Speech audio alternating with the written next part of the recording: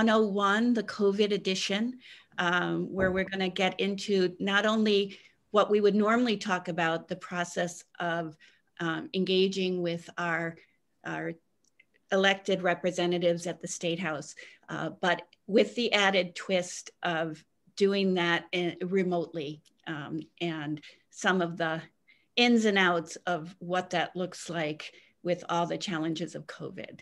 So I welcome everyone to the program tonight. We're so glad you're here. We do have our work cut out for us. And it's great to see so many people who are really prepared, who want to get prepared to do the work ahead. So welcome, everybody.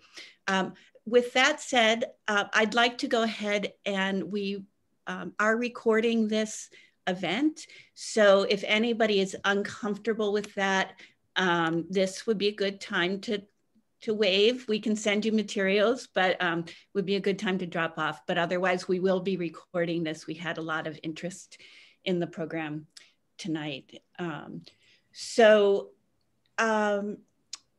I just want to welcome our panelists. We have some just amazing folks who agreed to do this tonight to present for us. And so it's my great pleasure to introduce the Honorable Sue Ford, who represented Easton and then ran for Senate in District 1. Unfortunately, we didn't get her there. She would have been amazing, but whether in office or out of office, Sue gives her all to all of these issues that are so important to getting good people elected. And we're just so lucky that she's a good, dear friend of Kent Street Coalition. So thank you for being here, Sue. And then we have Senator Rebecca Whitley, Becky Whitley, who is here from Senate District 15, and a new senator, but already very well tuned in to what's going on at the State House and how we all can best access and participate on the Senate side. And then we have Representative Kris Schultz. And Kris is from Concord, from the Heights, but I'm forgetting the district. So I apologize for that. But a great friend of Kent Street as well, and someone we're thrilled to have here tonight. And Kris will be talking about how we can best do our work on the House side. I just want to say briefly before I turn it over to the panelists that you know, it's hard to be in the minority. And so I want to thank the folks that are there representing us. A lot of what we do is reaching out to do advocacy and to try to move policy and positions. But what we've found with Kent Street, a huge part of what we do is to be there and be present so that these folks who are working so hard under very, very difficult and challenging conditions, and we've seen that particularly with some of the meanness, quite frankly, that's already showing up. We need to be there for them, to let them know that we have their backs, that they're not alone, that we're going to do whatever we can to help move legislation along or to defend against bad legislation. But we're also going to be letting people know what goes on, you know, what people say. You know, there are some things said in committee hearings. You'd be really surprised. We need to get that information out there. And then come 2022, you know, we need, and between now and 2022, we need to be letting other folks who aren't able to do this sort of active work know exactly what their legislators are up to and hold them accountable. So I really think that that's a key part of our work. We have a visibility team that is still trying to figure out the best way to show our support for our reps, but it is something that, that I think is a really critical part of our mission. So with that, I'm going to turn it over to Sue. And Sue, let me know when you want me to share the screen. And Sue is going to give an overview and talk about Jen Court. But first, you said everything I wanted to say, and I wanted to say so much. Thank you to Kent Street, thank you to the Capital Coalition. I cannot tell you how much it has changed the atmosphere over at the Legislative Office Building, how much it has changed the office, the State House. Walking in and knowing that you're going to have a tough bill, and even though we were in the majority, there were bills that we were worried about, bills that we were not sure we were going to get passed. And we'd walk in and Kent Street Capital Coalition would have their signs hanging up there, and we knew you had our backs. It was absolutely wonderful. You did it on session days, you did it on committee meetings, you sent out information about the committee meetings so that people showed up and signed in favor of a bill. It makes all the difference in the world. And I think it was the first time I drove home after a session, picked up the mail at the end of my driveway and realized I had a thank you postcard. Oh. Thank you. It means a whole lot. You have no idea. I mean, we make so much money with the $100 a year. But on the other hand, the best part of not being in the Senate or the House this year is I can be an activist and say whatever I want. Yes. That part of it is pretty good. I like that part. So we're ready to share now. Yesterday, Louise and I set it up so that I could share the screen, and today it didn't work. It's 2 degrees colder up here today. So anytime you can, we need to see the first page of the general court. And you've got this sheet that was sent to you. And it's a great reference. So you'll want to use that. But I don't see your sharing the screen either. You're not seeing that? Is it no one's seen that? No. Okay. Huh. Maybe the problem's with my computer. Louise, I think maybe you made Kris the co-host, so maybe you have to take back the host. Yeah, I'm still a host. Let me go back here and try one more time. Sorry about that, folks. Technical glitch. See, there's all the technical aspects of this. Okay, here we are. Let me try that one more time. How about now? Well, that's there. Yes. Okay, thanks for the patience. This is patience we all have to learn as we're learning these new technologies. So thank you. You'll see the top up there where it says the General Court of New Hampshire. You can Google it. It comes up, NH General Court comes up just fine. You don't have any problem. When you look down, the first thing you see is find a 2021 bill. If you can put in HB 20 into that,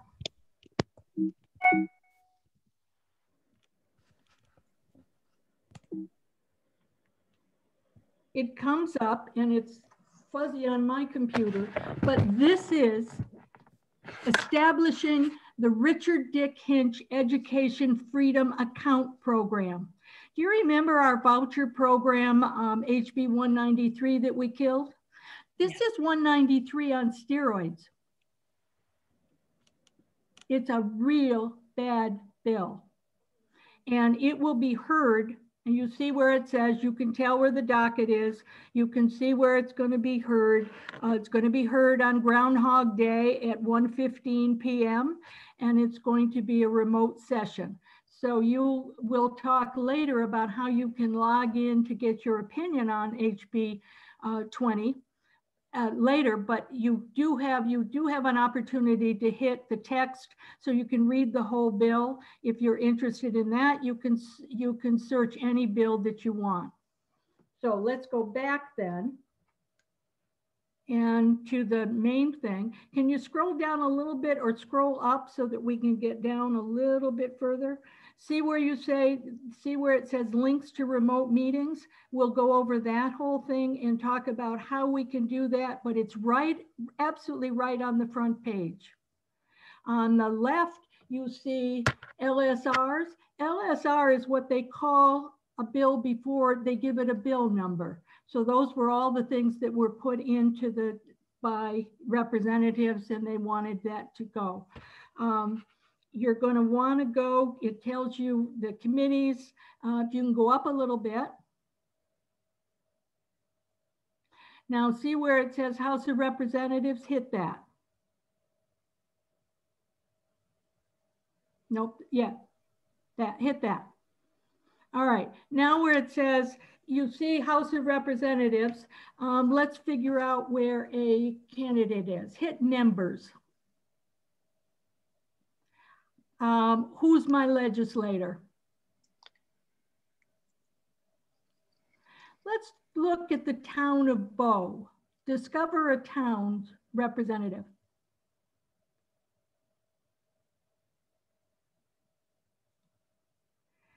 Mary Beth Walsh and I thought I'd pick on Gary Woods, since he used to be this person that sat next to me. And so if you want to know what Gary's opinions are on any of that, hit Gary's name.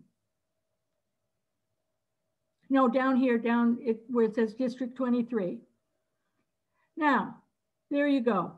And you can scroll down that a little bit, Louise. Personal biography, miscellaneous information, and you go up a little bit. Here, build sponsors or voting record. Hit voting record. Those are already the bills that they have worked on, and that was during the organization. Yay. And bills sponsored this season. And you'll notice that I think all of them are in Health and Human Services, and you might want to know that because you already know Gary's a doctor and is on the Health Committee. And those are all bills that he has submitted. And if you go back to those, you can find out what they are. Now go back at the top. Go up at the top, and you see that you can, we'll get to the committees. Let's go to committees. Standing committees. And you're going to want to do any one of those committees. Let's go down to education.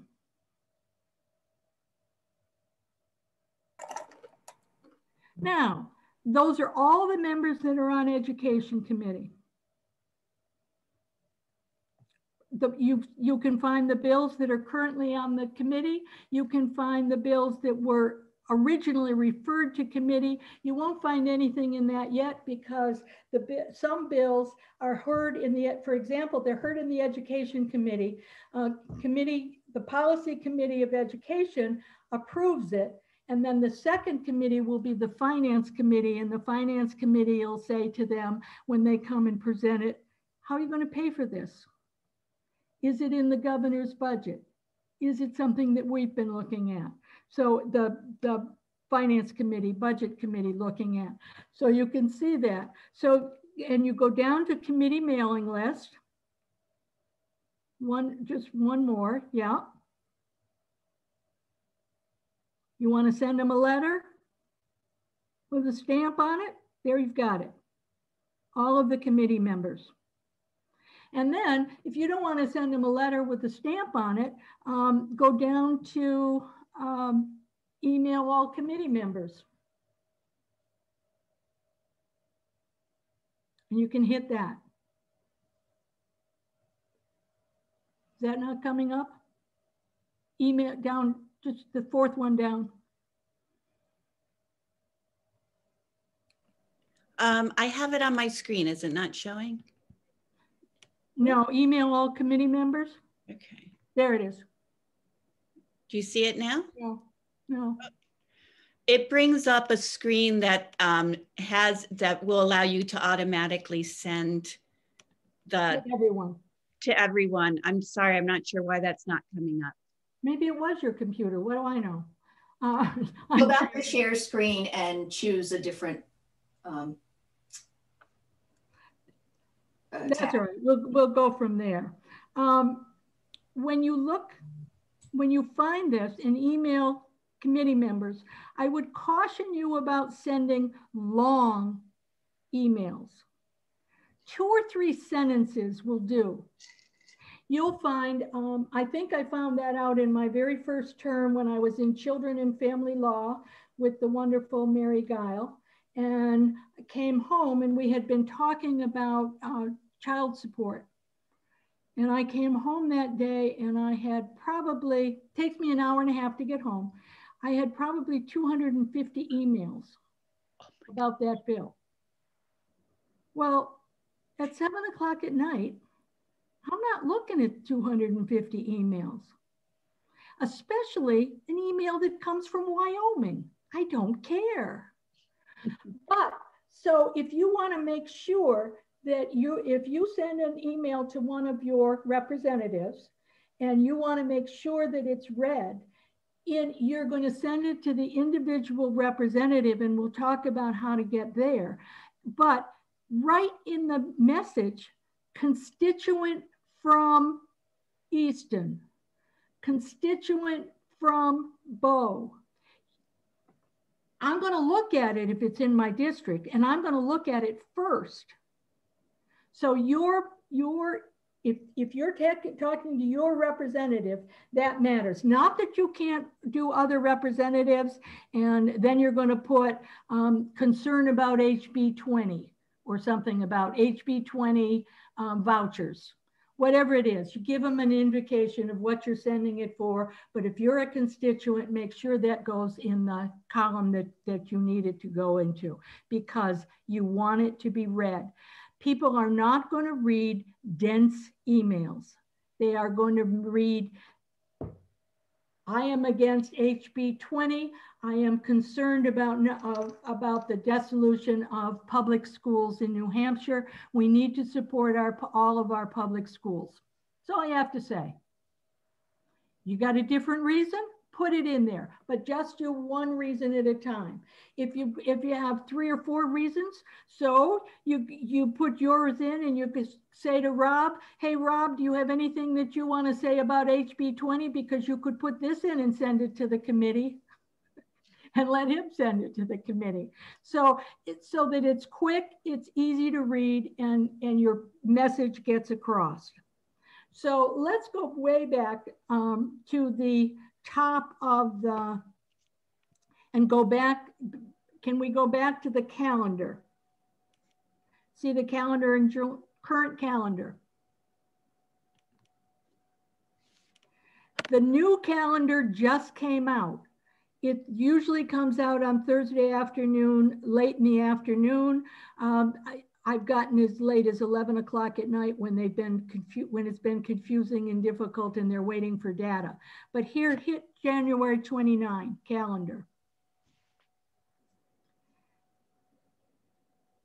And I can't see there how many pages it is. Be careful, do not print the whole thing. Some of these calendars are 96 pages. You don't want to print that. But go down a little bit. And on bottom of the second page, you see notice on committee testimony. When you do that, the first one tells you how do you make your voice heard. And let's hit that highlighted. There's a remote sign-in sheet. So let's hit February 2nd. No, it can't be that. Yeah, there's February 2nd. House education. Select a bill. It's going to be heard at 1:15 HB 20. I am a member of the public. Your position on the bill. I support it, I oppose it. You get your selection and you can hit continue. Sue, just mentioning that you can click here if you want to speak on the bill. Yeah, yeah. Oh, sorry. Exactly. If you want to speak on it, go ahead, do that. But now you are going to have to sign in. And some people are uncomfortable with that, but you have to sign in if you show up in Concord. They still need to know who you are. This sheet basically is your sheet that when you went into Concord and you signed in for or against a bill, this is your blue sheet. And then if you go back, then you're going to sign in, you're going to hit the one if you go back, you're going to hit the one you want to testify, then it's like signing the pink card. So it all fits in together. They've made it incredibly easy. Down here at the bottom of page 2, it talks about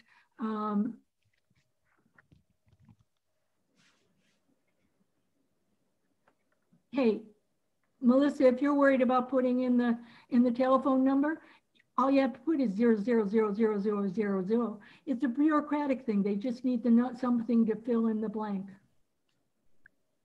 I know, I'm getting cynical. At the bottom, YouTube, if you just want to watch the session, you're going to hit this, and it's going to bring you up to YouTube, and it's going to show you what the committee's doing. I don't know, we've all been home for a very long time. I'm still not sure that's worth spending my time on, but I might have to watch HB 20. That's the one that it's making me crazy. So, but you're right, Melissa, you don't always have to do, no, you can sign in ahead of time. You can sign in, all you have to do is remember to sign in before the hearing.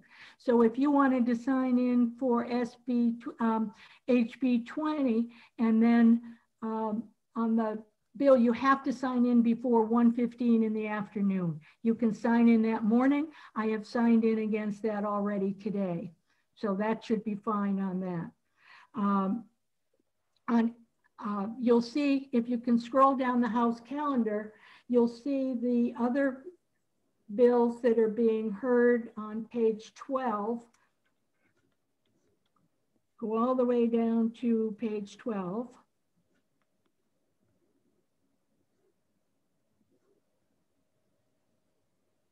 And page 12 gives you election law. I'm predicting it's going to be the most, well, I may make that 4 committees. Election law is going to be heavy. They're going to be trying to take the rights of the students away in New Hampshire. Health and safety protocol is always high. There's going to be bills against abortion, so that's going to come up, and I think those will end up going to judicial. What Finance Committee, this first session, first year, will get the budget, and we get the budget around February 14th.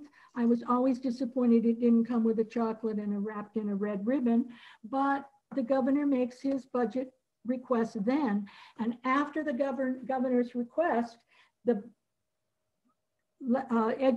finance committees get them. We have hearings. They're sent out to different committees. So that would be fine. They're very interesting. It's all of that, but it works out very, very easily. I would also bring to your attention the other information that you got.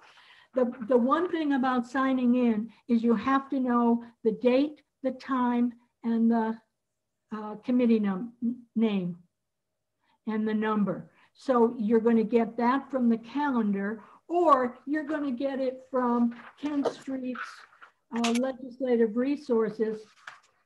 It's not totally extensive, but it gives you a whole lot of information as to how those things are played out. No question. People are letting us know what bills are coming up and what are working on. You also have a sheet on submitting written testimony. You can be a little longer in your written testimony, but again, make it so that it's easy for somebody to read. Time is of the essence. And that just about gives you to the thing. You also have one for New Hampshire House and New Hampshire Senate remote participation guide so that you can see that. And I know, Kris, you answered the fact that there are times in the House now that they may be voting right after the bill is heard, but we've had that in the past and it really hasn't played out. Most of the, I don't know what Speaker Packard is going to, most of the committee chairs prefer to have, especially if it's questionable. But if they've got it all set up so that they know exactly how the Republicans are going to vote, you're going to see more votes immediately following the hearings. That's so helpful, Sue. That was an amazing overview. Did you have more, or should I pass it along? No, I'm done. Okay, thank you. We'll do questions at the end. Okay, yeah, I forgot to mention that. Please, I guess when I share screen, I can't really be following the chat, but I'm glad that Kris Schultz is doing that for me. Thank you, Kris. Thank you, Kris. Kris is an amazing resource and particularly knowledgeable about bills around economic justice. So please, if you ever have any questions about minimum wage or other economic justice issues, make sure to contact Kris Schultz. She's also been very involved in the Progressive Caucus as a leader in that, the chair of that, I believe, and just does amazing work. So, and we're so glad to have her here tonight. Before we move to Kris, though, what's that, Kris? Go ahead. No, that's me. Right to Work is coming up, Kris. Oh, and Right to Work. Give you all the support you can get on that one. Yes. So there are a lot of important issues are coming fast and furious. So with that, I will thank you, Sue. I knew that Sue was the right person to invite to give us the overview. She's done it for us before and does it with a level of clarity that is so helpful. So, but as you look at both of the different houses, the Senate and the House, there are unique challenges in trying to advocate there. And so it's my great pleasure to have both Becky and Kris here tonight, and Becky Whitley. And let me,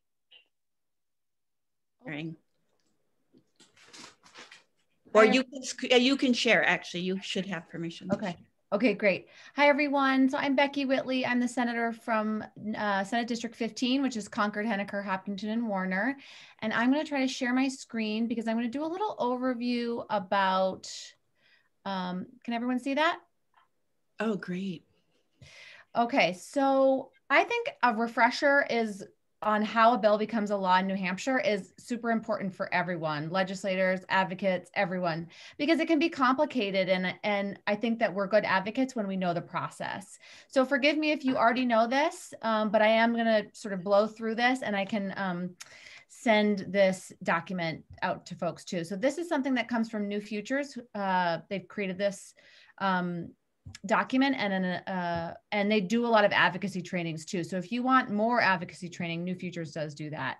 So as Sue said, the whole process starts with a legislative service request. A senator or a House member can ask for a bill, and we work with the Office of Legislative Services to write that bill. Sometimes we write it, sometimes they write it, sometimes we have advocates help us, but it all starts with an LSR.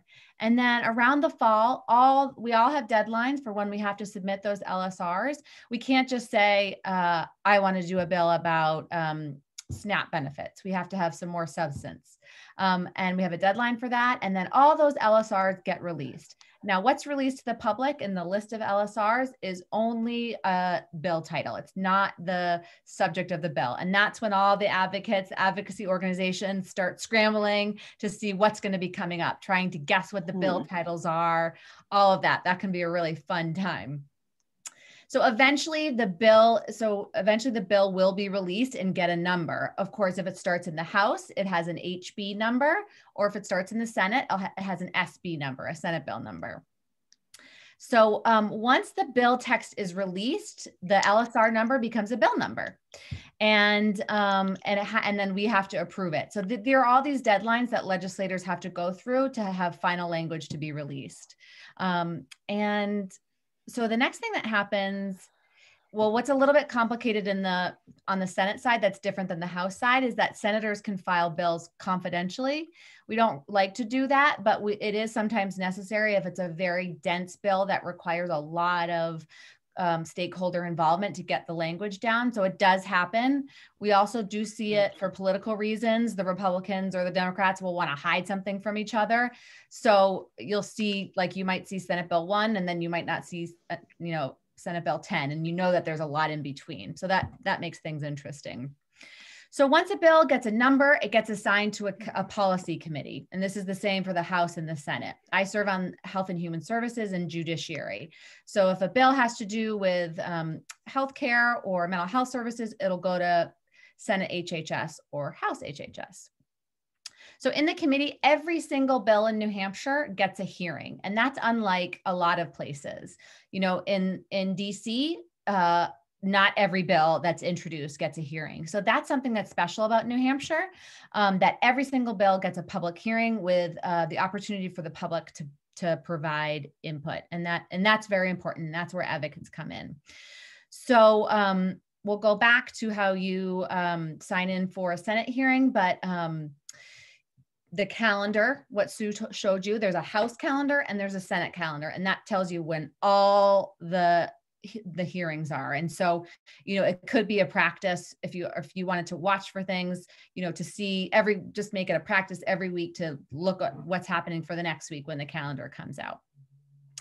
So then there's a public hearing, and advocates can provide input. The members ask questions of those testifying. We can ask questions of the individual who introduced the bill. That's when, all that public work gets done. And then after the public hearing, it could be, as Representative Schultz says, that we go into an executive session. And so what that means is that the committee is going to deliberate on the bill.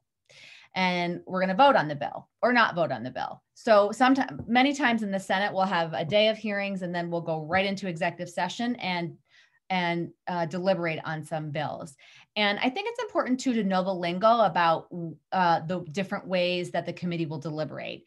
So the committee can vote ought to pass, OTP. So you might hear a motion for OTP, ought to pass, and then the committee will vote on that. You might hear a motion to ITL, and that means inexpedient to legislate. That means that we don't want it to get out of committee. You might hear it re-referred to committee. That means that the bill will be studied further in committee during the next legislative session, but essentially that's sort of killing the bill for the session. Or it could be referred to interim study, and the bill, that means that the bill should be studied a little bit more between sessions. Again, that's another sort of, it can kill the bill for the session. Now, sometimes if a bill has some money attached to it, a fiscal note attached to it, it might go to a second committee. So it might start in Health and Human Services, which is the policy committee, and then go to the Finance Committee. So we'll have two public hearings, but the second committee and the second hearing in the Finance Committee will be on the money, essentially. So once a bill has gotten out of committee, it will go to the floor, to the full Senate floor or the House floor, where the entire body gets to vote on the bill. And just because maybe it didn't get a good vote out of committee, we still get a chance to vote on it. So that's important to know. Just because a bill doesn't get a good vote out of committee, it still gets to go to the floor for a vote.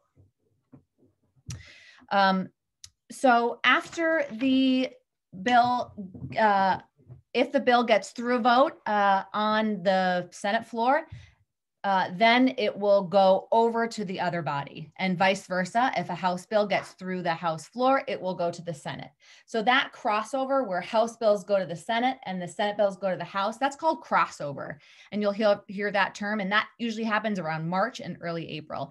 And the whole process starts all over again. So all our Senate bills will be heard in House committees. So the whole thing happens again. So advocates get another opportunity to provide input. Maybe we know a little more, maybe we know what their argument's on. So that whole process starts again. And then of course, for it to become law, the governor has to sign it. But another complication, say the House passed a version that's different than the Senate. If that's the case, it has to go to a committee of conference. So I really blew through that really fast. And I'm happy to take any questions on that before I sort of move on to some Senate quirks. Does anyone have any questions? I can't see the chat, Louise, if there are any questions. I think, and we'll hold questions, I think, to the end. Okay. If people put them in the chat, and then I think it's going to go better with the flow, if that's okay with you. Absolutely. And so just, I wanted to share a little thing, some of the quirks that are in the Senate that are different than the House. The sign-in is pretty similar, but if you go right here, this is the state Senate. This is where you find the calendar. And this is the latest calendar. So it looks pretty similar. You can scroll down and see when all the bills are scheduled. But in the Senate, we have a new thing this year. If you scroll down to where Sue directed you before, you can go to, we actually now in the Senate have a digital calendar. So you can look at that calendar like a list in a month or a week. So that's really fun because you can actually just like download, you can click on there and you can see what's in committee. You can also download it into your calendar. So I think that's a really cool new function that has happened in the Senate. And similar to the House, you can just click right here, Senate remote testimony, and pick your day and, you know, pick your committee, all that, and sign in just as Sue described. So in the Senate, the staff will pull the sign-in sheets. I'm going to stop this share. So in the Senate, the staff pulls the sign-in sheets 30 minutes before the hearing for the whole day begins. So not 30 minutes before, you know, the hearing is scheduled for a particular bill, but 30 minutes before the hearing starts for the whole committee. Now, that doesn't mean you won't be able to testify. That just means that your name won't be on the list that the chair will use to call people to testify. If you don't sign up in time, or if you're listening to the hearing and you think, I have to say something, you will still be given the opportunity at the end of the hearing to press the raised hand button at the bottom of your screen or wherever it is on your screen and speak. And there are staff members that are watching those raised hand buttons to make sure that everyone has an opportunity to speak. And I would just share, you know, I'm an elected official now, but I spent most of my career as an advocate. And so now seeing sort of both sides, I think the most important thing when advocates come to the State House and testify is that you're sharing your story. Right? We want to hear from you how this particular policy will impact your life or your family's life or your community's life and connect it to that policy. So I think that's the most important thing. I think brevity is super important. Share your story, you know, make an ask and be done with it. I think, you know, hearings can get really long, but what catches people's attention, what catches my attention are stories. And I think that's the most powerful thing as advocates. So the other thing I wanted to mention is that in the Senate, we have this year, similar to the end of last session, omnibus bills. So the Senate leadership decided to streamline the process a little bit because we have so many bills to move through that they've grouped some non-controversial bills into omnibus bills. So half of those bills just got released this week and the other half will be released soon.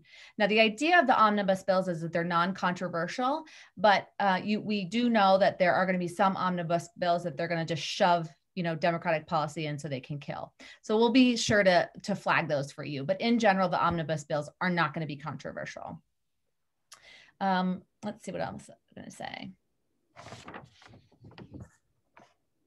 So the other thing that's really important to, you know, think about as we're in the minority is, you know, not only do we not have the sort of votes that we would like, not being in the majority, but because we are in the minority, we don't have control of the committees. And that means we have less members on our committees. So in the Senate, it's usually 3 Republicans, 2 Democrats. So we don't have the votes in committee. We also don't have chairmanship. So all the chairs of the committees are Republicans. And with the chairmanship comes a lot of power. And so that's why it's really important for us all to understand the process, because I think if you understand the process, you don't give away a lot of your power in terms of any more of your power in the minority. So that's a really important thing to keep to remember. I think that's all for the Senate quirks. You know, senators are, we benefit from having aides that help us, but that's really good because they can help manage our schedules. And so, you know, I think emails are great, but also if you really feel strongly about an issue, I would just pick up the phone and call your legislator, because they have to listen to you, right? And so I think that's really powerful. And, you know, everyone's busy. Sometimes an email is easier, but a call can be very powerful. So I will leave it at that, and happy to take questions now or later. Thank you. Thank you so much, Becky. And so Becky, you know, clearly you can tell how, as she walks through the process, how familiar she is with the process. She was a disability rights attorney and also was at New Futures and did amazing work getting important legislation passed, particularly around mental health for young folks. So we had a lot of opportunity to see Becky at the State House before, and we're thrilled that you're there now. And Becky is my senator, so we're lucky to have you as our senator. So thank you. That was great. The other thing I would say, one of the joys of being involved with Kent Street in the role that I play is that I get to meet so many people. And as the longer I work with them, the more I learn about who they are and the amazing things that they've done in their lives, and all the unexpected skills and such and experiences that people bring. And I had that distinct joy recently in talking to Kris Schultz, knowing that she was always a great advocate and a great rep at the State House, but learning about her long and extensive work running political campaigns. And, you know, she brings that wealth of experience and background to this work as well. And it was really great to get to hear that. So with that, I will turn it over to Representative Schultz. Thank you. That's very nice. Yeah, we did have a nice talk the other day. Most of the things I was inclined to say have already been said, but there are still things that haven't been said, if you can believe it. The biggest would be, and it was hinted, actually, it's probably different for senators. House members don't hear from our constituents, you know, on any specific issue all that often. I can count on one hand how many times I've received a phone call from a constituent. Actually, I think everyone that has reached out to me, though, are also members of Kent Street. So there's a correlation right there. I would love to hear from you. That would be great. I will also point out that there are more state reps now that don't have a phone number or email listed, but predominantly a phone number or address. It's a little salacious, I guess, but that's because they've been receiving death threats. If you need to reach that rep, there are ways. Certainly calling the Democratic Leadership Office is one way, or other reps in their area, like I'm happy to help with that. So that's a weird quirk that's starting to happen. And because we don't have any staff that can, you know, serve as a relay point, that's why some of the folks you'll see, there's a lot more of them, unfortunately, now that don't have their contact information listed. But we would love to hear from you. Same for I'll just ditto one of the things that Sue Ford said, put that you're a constituent in the subject line. And it's also helpful to know the bill number. And some of us memorize bill numbers and some of us don't, but if you put that you're a constituent in the subject line, those are the ones we'll get to first. Also, there's a weird quirk. If you sign up either on a bill or to speak, it will then thank you for signing up to speak. Know that that's a quirk, at least on the House side, that they're working to fix. So if you're just signing up to oppose or support a bill, and then it tells you that you've signed up to speak, if you didn't check that box, don't worry about it. It's a weird quirk that I don't think they've fixed yet. Another thing that's important to know, I've been watching a lot of the committee hearings on YouTube because I'm that kind of nerd. But if you do think you might want to speak as you hear testimony and hear points of view, because they're definitely, even in the last few days, I've participated in some hearings where someone was either frustrated with something someone said or had another good reason why they wanted to speak. Don't go through YouTube, go through Zoom. Anyone who's not a state rep will be in the participants area, and they'll promote you to, I think they call it a panelist, to speak. And actually, there were plenty of folks in the last couple of days in the House hearings I watched or participated in that didn't even sign up and still were able to speak on a bill. I don't think that's going to change. I think that mirrors the way it's been in person. So don't worry too much about that. I also have noticed a lot of your names, a handful of your names are being read aloud as a supporter or opponent. So I know you guys have already been doing that. And I'm reviewing my notes. Ditto on the stories piece. I was going to say that too.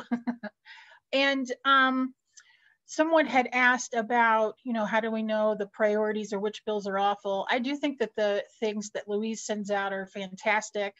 They're also AFSC, American Friends Service Committee, has their State House report every Friday, I believe. Theirs is good. And then ACLU has something. Open Democracy has something, and they're just quite a few good ones, and they don't necessarily overlap. I will also, though, put in a plug for two bills that are coming up this February the 4th in the House, on the same day in the Labor Committee. Two of the Progressive Caucus's biggest priorities. Will they pass? I don't know, but I still believe that we need to tell the stories that matter, even though we're in the minority, and who knows. At 10 a.m., HB 590 is the paid sick leave bill. That is, the lead sponsor is Mary Jane Wallner. I'm a co-sponsor of that bill. It's a really good bill. You'd think in a pandemic, you'd want everybody handling your food or working on your health care would get paid sick leave, but many of those jobs do not get paid sick leave. I would think a sociopath would want to have the people handling their food to get paid sick leave, but anyway. Then the other one is HB 517 at 1 p.m. is the $15 minimum wage bill. I'm the lead sponsor of that. Sounds like we might get it through Congress, knock wood. But it's still a good bill because we still default to this $7.25 an hour. I could talk about those issues all day, but really would love to hear your questions and any other things. But just know that there's so many pathways to reaching us, either through committee work, on session days, and we welcome that. And I've been shocked at how little, other than some organized campaigns, how little I've heard from folks, and I crave it. I would love to, and on some of the quirky bills too, like, do we want to get rid of daylight savings time? That's one I love. There's all kinds of interesting bills like that I wish we could literally poll everybody in our districts to get their opinions. But on that note, would love to hear the questions.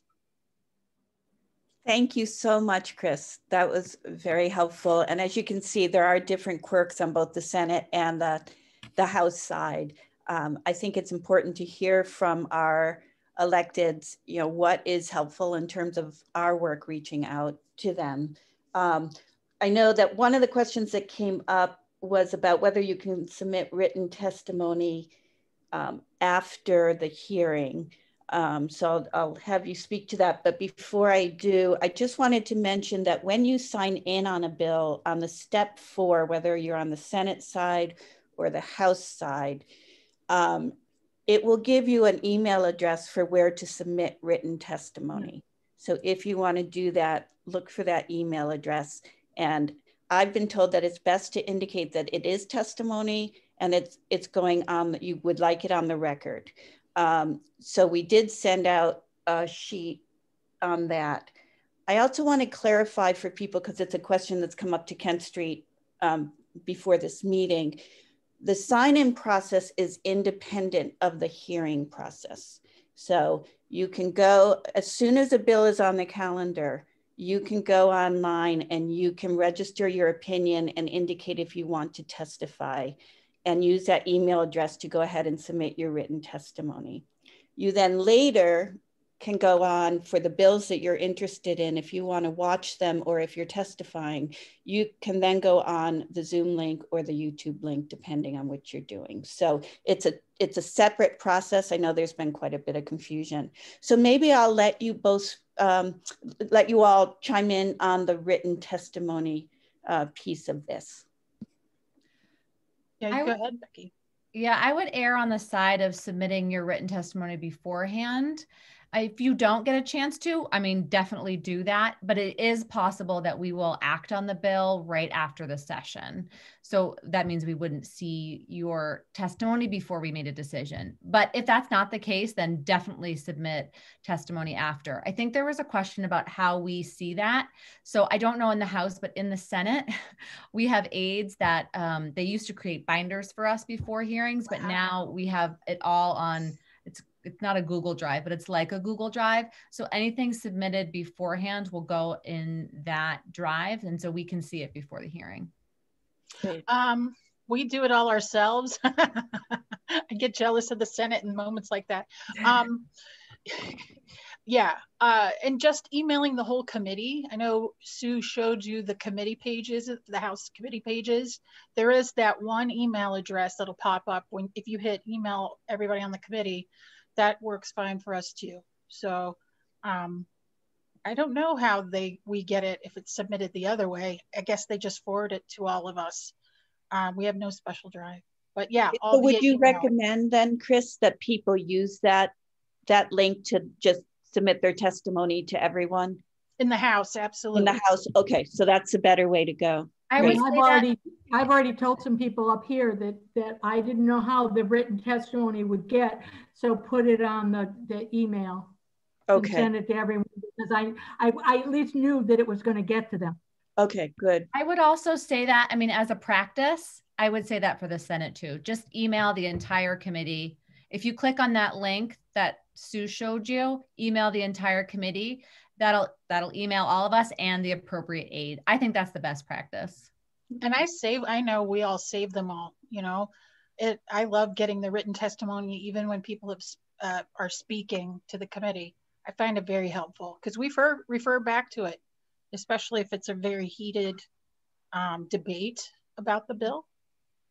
So, however, if you do submit written testimony, then summarize your testimony if you're going to speak. It's not helpful if you read the testimony because it's in front of everybody and they can read it themselves. Just summarize it and get that story in that you didn't put in the written testimony. You want people to pay attention. Great. Can you speak a bit about what the sessions will look like? So we've talked a lot about the committee process. I hate to laugh, but I have heard it's not going to be held in a parking lot.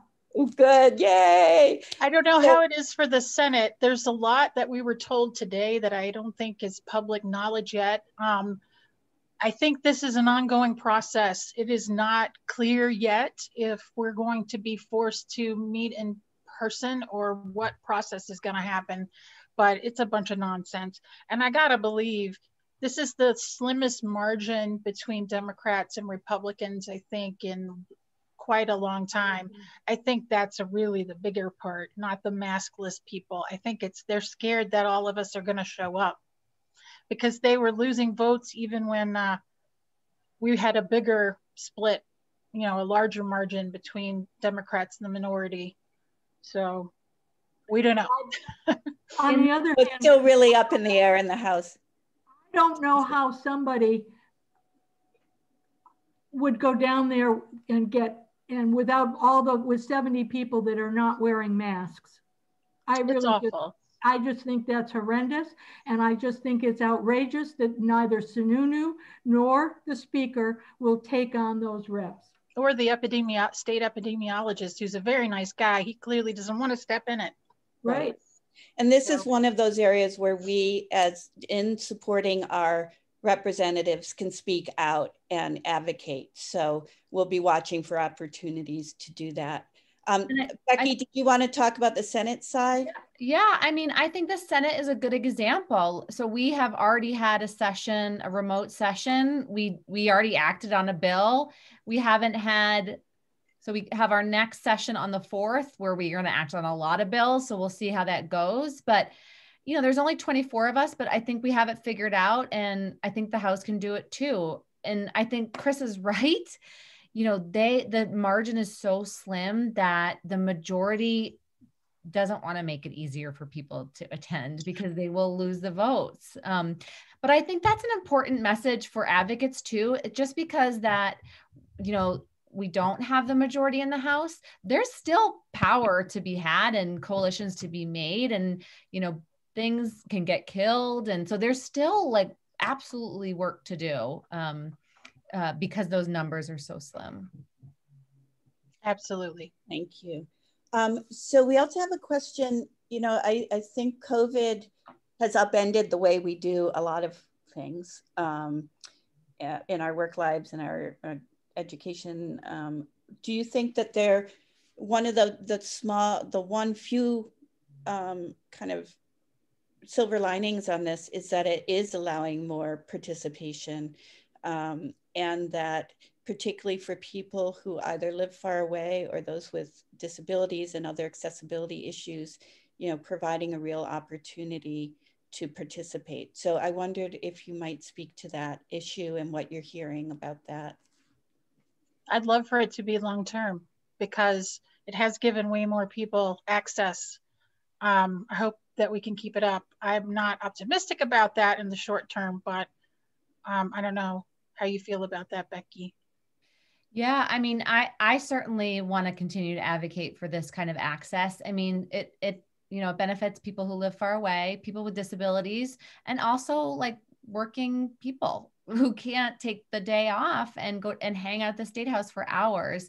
I used to, my son was really little, I would drag him to the State House. He'd be, you know, rolling trucks in between people's chairs. I mean, it's hard for people to get to the State House. So I think there is some, hopefully going to be a benefit towards showing folks that we can do this remotely and provide that access. There is a bill in the House, I think it's Representative Wilhelm's bill to study providing remote access. So I think that's a good thing. Yeah, we've had this bill a couple times. And it also, Sue, it reminds me too, we really need broadband across the whole state. That's another thing we really need. Absolutely. But I'll tell you, I live above the notch, and it takes me another hour and a half to get north to Pittsburgh in the Canadian border.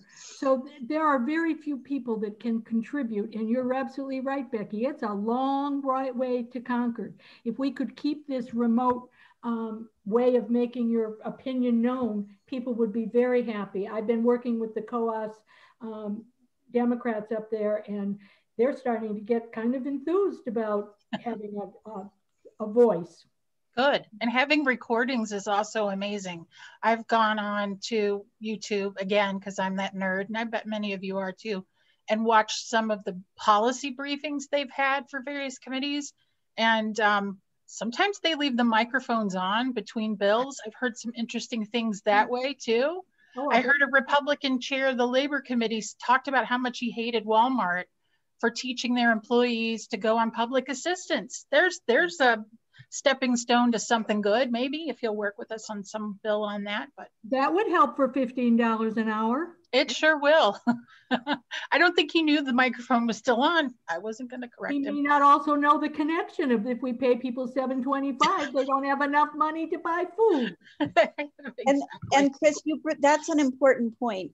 One of the things we'll be looking for with Kent Street with our working committee, our working groups, depending on, you know, which legislation we're following and which committees we're following, is making sure we have people in attendance, not only to follow what is happening with the bill, but also to hear and follow what is being said in committee. I was in an election law committee hearing the other day. They were pretty grilling the people that were giving testimony about what their thoughts were on how long someone should have to live in the state before they're allowed to vote. There's U.S. constitutional law on that issue. So it really shouldn't be an issue that gets brought up in committee, but there you have it, it was. So following committee hearings, going to committee hearings is really an interesting way to get a sense of how, you know, our reps, both those who are our champions and others, are viewing the issues overall, and maybe some opportunities like Kris just possibly saw with the Walmart comment. I want to just also mention that, you know, it's great for us. We have added accessibility in terms of it's easier to sign on to bills when, you know, you don't have to physically show up at the State House. But believe me that other groups are aware of that as well. So on abortion bills, you know, Cornerstone, you can bet they're going to be showing up with their folks. On gun bills, you can bet those folks will be, you know, signing in, logging in dutifully to mark their opposition or support. So it's going to be more of a numbers game this time around. On a lot of times, those sign-in sheets, maybe there would be 10 names. Now we've already heard committee chairs commenting on how many people are signing in. So we really have to be on top of this on the bills that are important to us. It's going to be more important than ever that we sign in. So we have one last question from Melissa Bernardin, who has a lot of experience herself at the State House, both as a lobbyist and a citizen advocate. And she correctly notes that, you know, often when groups are trying to advocate through testimony, they're able to, you know, kind of stage how that goes forward in terms of having, it's kind of like baseball, right? You get on first base and second base, and then you try to bring in the person who can hit it home. Is there any opportunity to do that in hearings, or are we at the whim of whoever signs up, you know, kind of first online is in the hopper? I think it's at the discretion of the, sorry, Becky. Yeah, it's at the discretion of the chair. I will say for anything that's coming to my committee, I'd be happy to give my cell phone at least to help coordinate, you know, in some way that we maybe will have a role in that, but really it's totally up to the chair. Okay.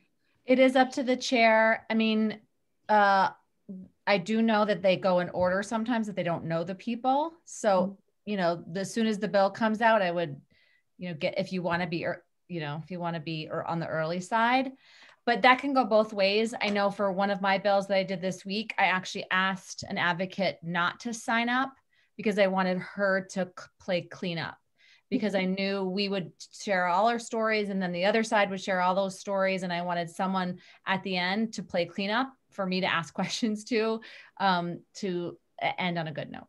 So there's some strategy there. I think it's still possible. Okay, that's helpful. Well, I think we're going to wrap up. And if people have additional questions, you know, you can forward them to me, and we have experts out there, as you can see, who can help us answer those questions. I just want to point out the resources that we did send along with the Zoom link email reminder that included the guide on the remote participation. And there is also how a bill becomes law that's a little bit more convoluted than what Becky showed. So we'll also circulate what Becky showed. And I know that she put the link in the chat. And also the list of organizations, newsletters that we tend to rely on at Kent Street.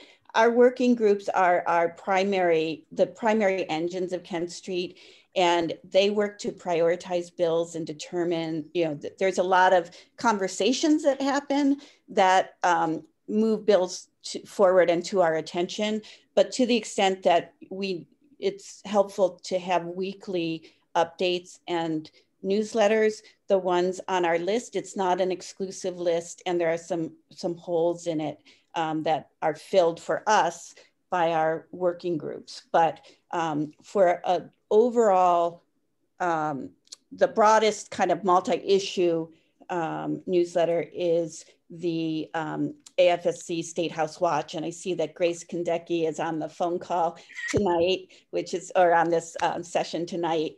Grace is the new associate, oh, I'm missing the exact title. But, program coordinator. Thank you, program coordinator. And we're just such a great addition there at AFSC, already making such an impact. But the good folks there, Maggie Fogarty and Grace and Susan Bruce, put out an amazing resource for all of us to use. But the other ones listed there are also extremely helpful. If you know of ones that you use, give me a shout. I'd love to know. I also want to mention that we will be resuming our weekly legislative alerts called Kent Street Happenings. Those will be going out Sunday night. If you're already on our mailing list, you will be receiving those. If you are not on our mailing list, let me know and we can add you. And you can get those. I'll also post it on Facebook as well, the link on Facebook, so you can get it there. So I think, and I just want to mention that we do have a visibility team. We're trying to be very mindful of COVID. We're not, you know, at times we really tried to drive big numbers to the State House. Obviously, that's not what we're trying to do right now. We'll be, you know, using masks and social distancing, but there are times when having a few people show up in person does make a difference. You know, we had Dennis, I saw was on the call, Dennis Jakubowski and Deb. I mean, they are the tried and true, drove over to Durham just so that we could be there as a presence, thanking our reps under such difficult circumstances. And there are other times when it's important. Plus we can sometimes, you know, have just staged events that can be used for social media to highlight a particular issue. So if you're interested in our visibility team, let me know. And it's a great, fun group of people to work with. And I look forward to when we can get back to really doing that fully in person. So I guess with that, I will thank Sue and Kris and Becky, and that was, you all provided such amazing different perspectives for us, and we thank you so much. And I just want to thank all of you, because to see so many people show up interested in how to do this work, just again, just is what it's what gives me hope. I know we can do this together. It's going to be a lot of work, but there's a lot we can do together. It's harder to govern. So the Republicans are going to be challenged by some of the factions within their party. And it's not a fait accompli that all these horrible things are going to happen. And we have an important role to play in ensuring that the worst of them don't, and that we can get some good things in as well. So with that, I will say thank you and good night. Thanks for spending a few extra minutes over the hour. And we will have this recorded. So if you know folks that weren't able to make it, we'll be getting it out to people as well. Okay, good night, everybody. And thank you for all of your work. Thank you. Thank you, Kent Street. Good night, everybody. Take care. Be healthy. Be safe. Good night, folks. Okay. Bye.